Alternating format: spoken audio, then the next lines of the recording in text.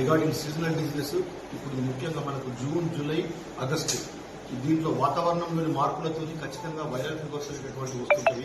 ఇది ప్రతి సంవత్సరం కామన్ గా వచ్చేటివే. ఇవి రొటీన్ గా వచ్చి ఎయిర్ బార్న్ ఇన్ఫెక్షన్ తో ఒకరి నుంచి ఒకరికి రావడం జరుగుతుంది.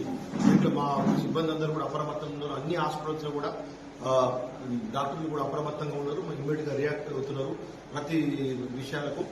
అంటే మళ్ళీ ఇంకోటి ఏంటంటే మన దగ్గర రాష్ట్రంలో ఈ డ్రై డే యాక్టివిటీస్ అంటే పరిశుభ్రతకు సంబంధించిన దానికి ఆ డ్రై డే యాక్టివిటీ అనేటటువంటిది రాష్ట్రంలో సింగిల్ డే ఫ్రైడే ఒక్క రోజు మాత్రమే చేస్తున్నారు. మన జిల్లా కలెక్టర్ ఆధ్వర్యంలో మనం ఇక్కడ 2 సార్లు చేస్తున్నాం.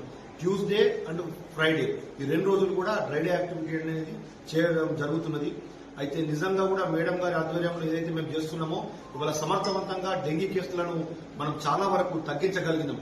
లాస్ట్ ఇయర్ కూడా కంపేర్ చేస్తే రాష్ట్రంలో కంపేర్ చేస్తే మనం చాలా తక్కువలో ఉన్నాం. అక్కడ వందల వేలలో కేసులుంటే మన దగ్గర 200 లోపల కేసులు మాత్రమే రావడం జరిగింది. ఈ సంవత్సరం అయితే ఒక 2 కేసులు మాత్రమే ఇప్పటి వరకు డిటెక్ట్ కావడం జరిగింది. చికెన్ గున్యా కానీ ఇంకా వేరే కేసులన్నీ కూడా చాలా తగ్గించగలిగినాము.